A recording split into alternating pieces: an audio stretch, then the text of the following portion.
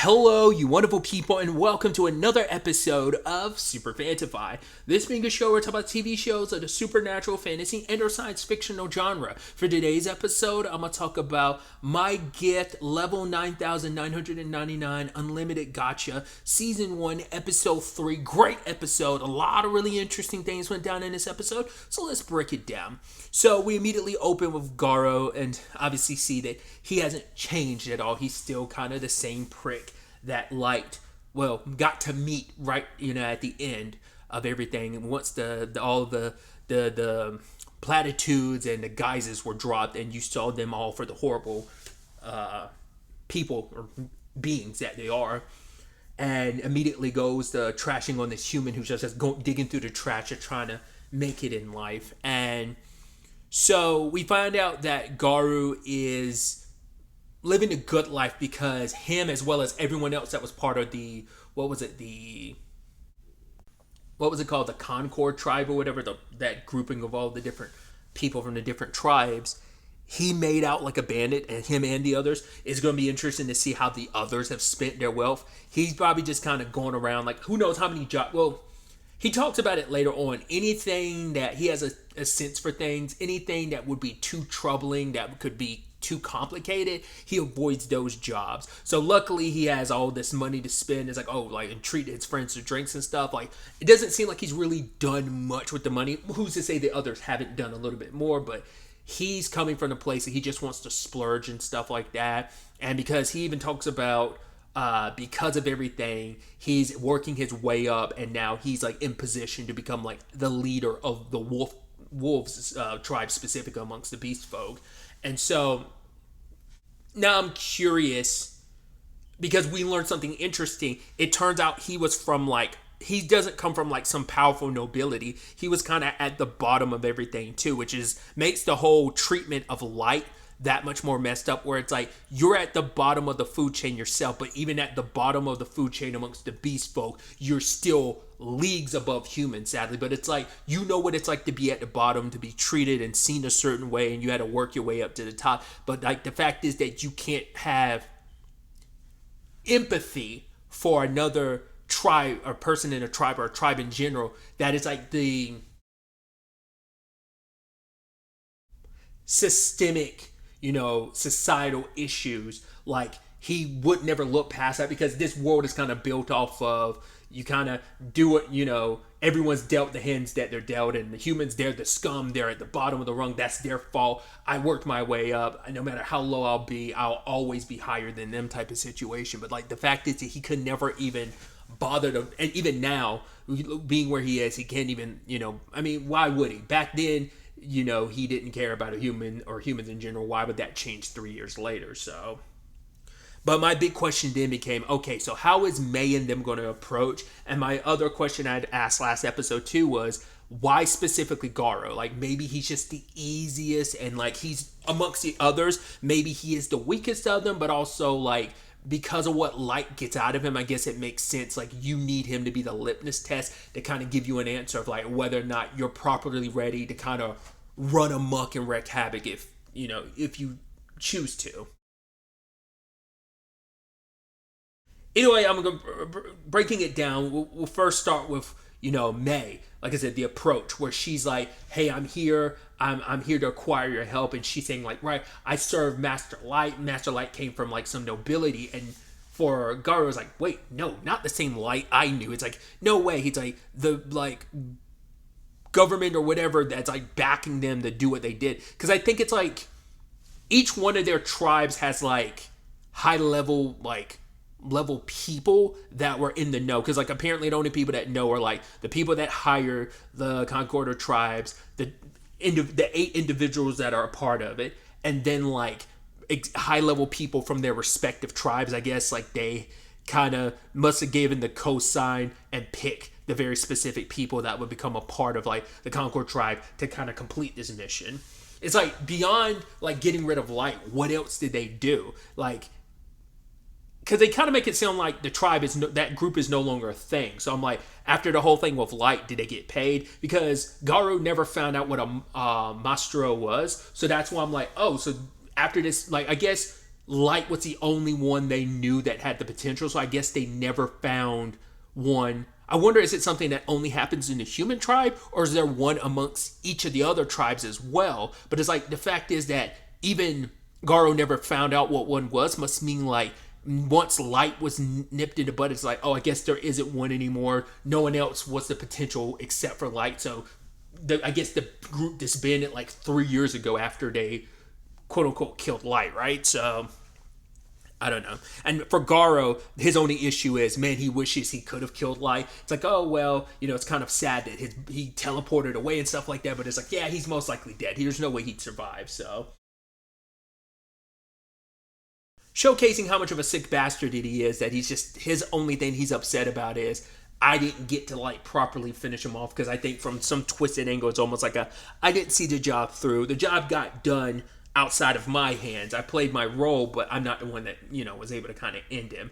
Either way, May's like, oh, I want to go to the spot to find Master Light. I've been looking for him for 3 years, so on and so forth. Because for him, it's like, nah, this has got BBS. It's some kind of trap or something. And she's like, please, here's these like gold bars. This is yours if you take me. I want to be able to find where Master Light was last seen and maybe died, and just, saying everything she needs to. And then while they're making their trek to the Abyss, which is an extremely long game, because I think he even said like it took a long time to get there. Like even with them joining together, like it took her like, I think it was like it took a month or whatever. So I'm wondering like a lot of time going to like pass over the course of this story.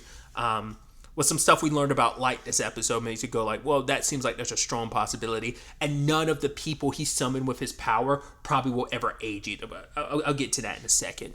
But Garo's kind of like, all right, it's been like a month, and he sees how worn out she is because, she's presenting herself as like this weak, frail human. And he's like, and just to show you, like, if you didn't need extra reason to hate him, he's thinking about all the stuff. It's like, I'm going to take you to where Light died, and then I'm going to ravage you. It's like, cool.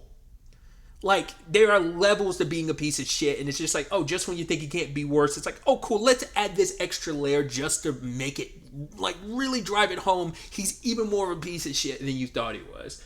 But then May's just kind of be like, oh my god, Master Light. And then, Garo had spun some BS, like, oh yeah, Light was my best bud and stuff like that. I'm so sorry I couldn't protect him. It's like, oh well, and, his boys are blocking off the area. And then May's like, oh yeah, like all that you did, She's like, if only I could have been there for Master Light, I could have prevented him from ever suffering from like being kicked and berated and shot by an arrow. It's like, and then she confronts them about everything that they did, and she like starts drawing out some of her power. And in that moment, he's scared. He's like, no, what? Like, why am I scared of a human? And then Light presents himself, and Garo's like, wait, you're still alive? And he's just like in shock at first, but then he's also like, you know what? No, I'm not going to be scared. Like he was kind of, a little afraid of May, but the moment he sees Light, he starts getting his, boastful bravado of like, oh yeah, like you're nothing. I'm sure you're still the same. You're like some pathetic human. He's like, oh, a level 15.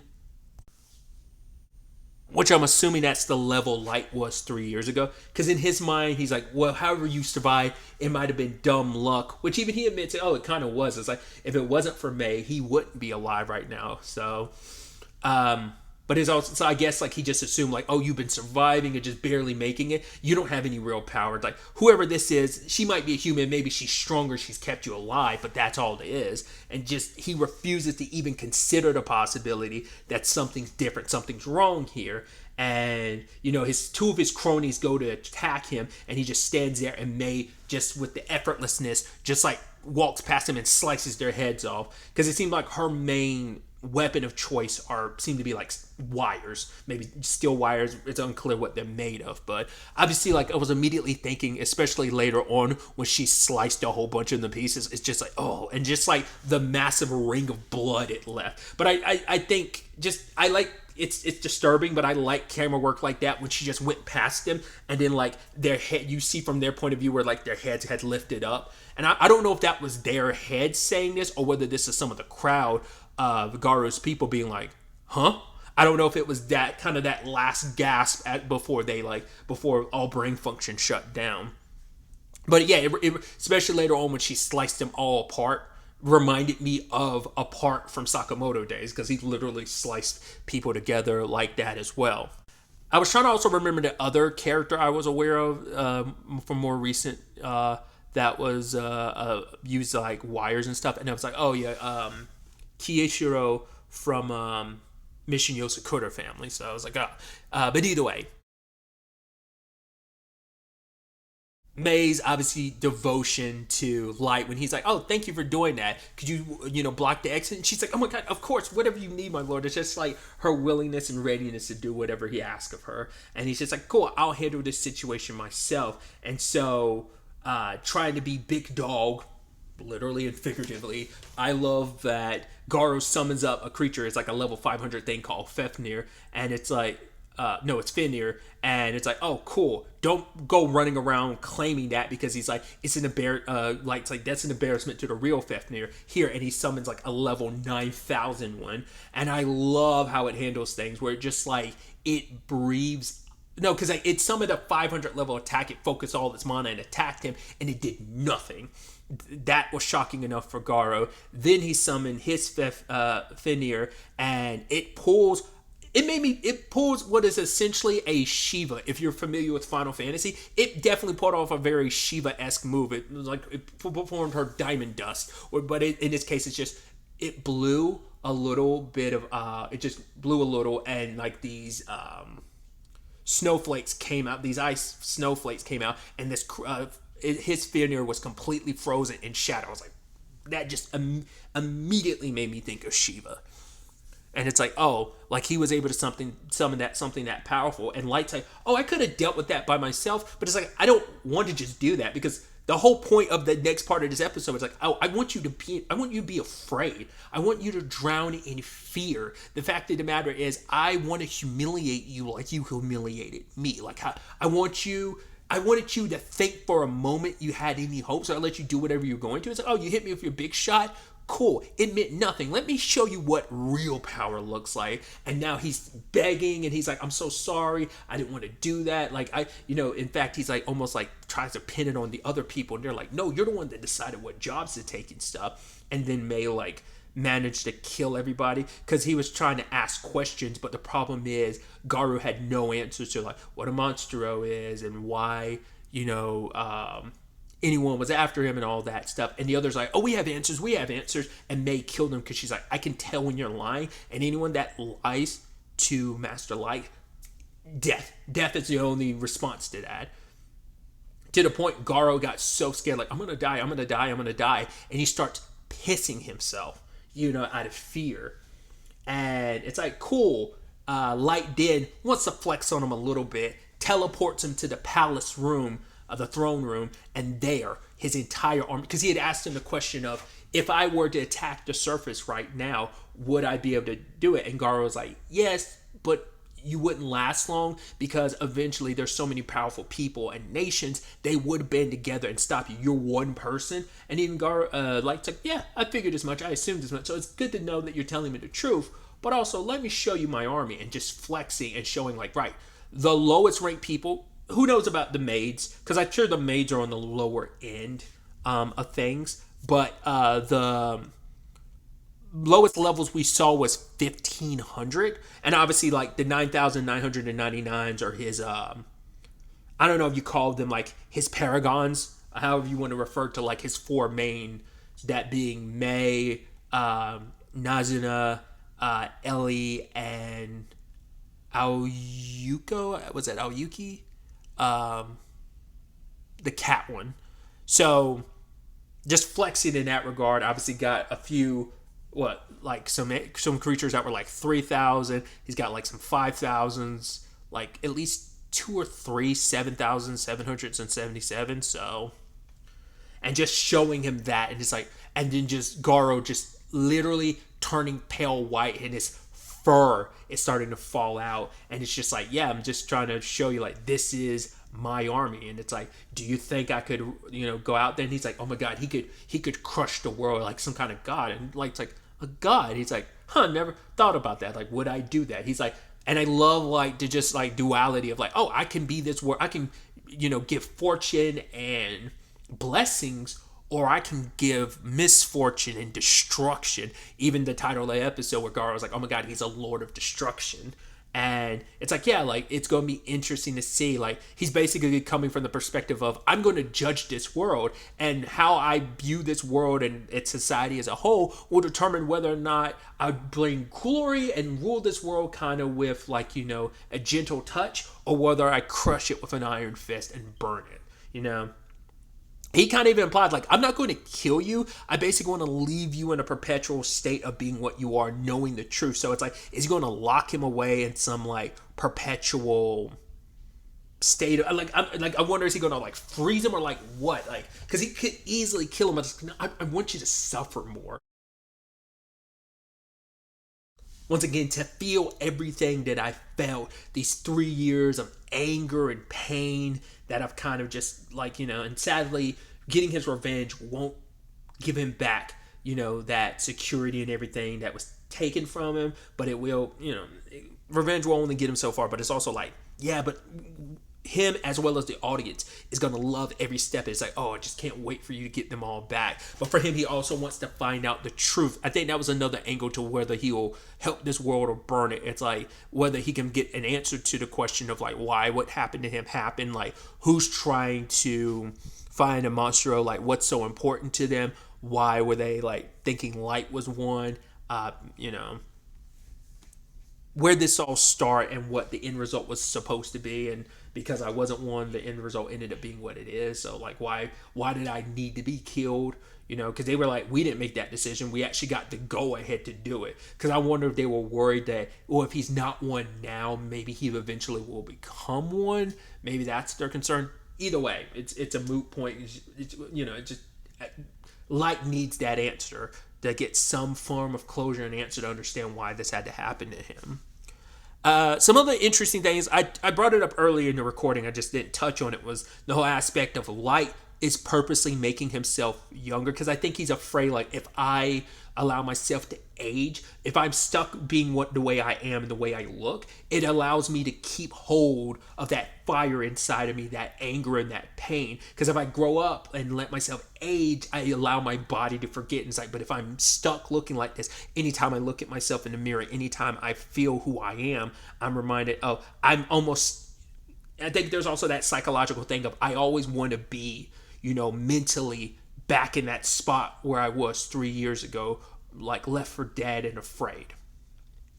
So there's that. There's also the conversation about, like, the max level and the levels varying from different, tribes and stuff. So it seems like the max level a human can get is 100. That's why they're at the bottom of the totem pole, because the others have a higher echelon of, like, how far they can reach up level wise. I wonder, like, is there anyone? I'm sure there is probably a tribe that can naturally reach 9,999. The question is, how many actually can? There's probably one specific tribe that can. Maybe there's multiples, but I get the feeling there's probably only going to be one specific tribe that can. Or maybe it's so out of reach that no one's reached that. Maybe in present day, maybe in the ancient history of this world. A lot of speculation on my part. But the big question being, like, well, how did, even though humans are supposed to be 100 is their max, how did Light break that? And is it just because of his Gacha ability to allow him to break his thing? Or is it just because whatever he, like, as a maestro, like, that, being whatever that is, allowed him to reach way beyond his limits as a human? So, lots and lots of questions. Also, the question I brought up before too was why Garo, and I kind of touched on, like, maybe this episode kind of facilitates, like, because Light wanted to have an idea, because he knew, like, Garo has a sense for things, and it's like, if his senses were telling him whether he was ready or not, and it's like, oh, like, his reaction was, it's icing on the cake, but it also kind of allowed you to know, like, right, I am ready, so, like, we're going to storm and invade the world. It's like, how they go about that, slow rolling that, like, will they bring the whole castle and facility to the surface? We only go out with your four, as I refer to them as your paragons. I'd assume this will always be your base of operations. Will you be popping back from time to time? I'm just curious to see, like, what the structure of things are going forward. We've got, like, obviously most of the season left. I didn't bother looking up the episode numbers, so quick Google search says 12 episodes. I'm going to continuously check that out in multiple places in the future once we get closer to the end of the season, because I'm not going to get, Apocalypse Bringer Mino Gora again.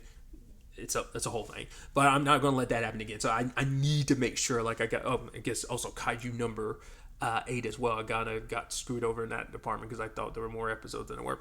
Tangents and all that aside, my point is I'm going to make sure that I do have the proper number of episodes in mind closer we get to the end of the season. But obviously a lot of the season left. It's going to be interesting to see how much of the Light's revenge is he able to enact this season, where things kind of go, like how much time is going to be in between his approaching some of the other people. I think Garo was simple enough that it's I didn't need some heavy approach. I took the more tactical approach to bring him back to the home turf advantage, because also it allows me to take care of him discreetly without drawing too much attention. But now that I know my squad can run deep and kind of run things on the surface, so I'm gonna hit this with a little more swagger and flex with my power and just not worry as much. But I'm curious to see whether he's going to have a more depth approach, or will he go the more heavy-handed approach. It's going to be interesting to see where things go from here. But really, that's all I wanted to talk about. Till the next time we meet, be happy, be safe, live life to the fullest, and enjoy it. Good day and goodbye.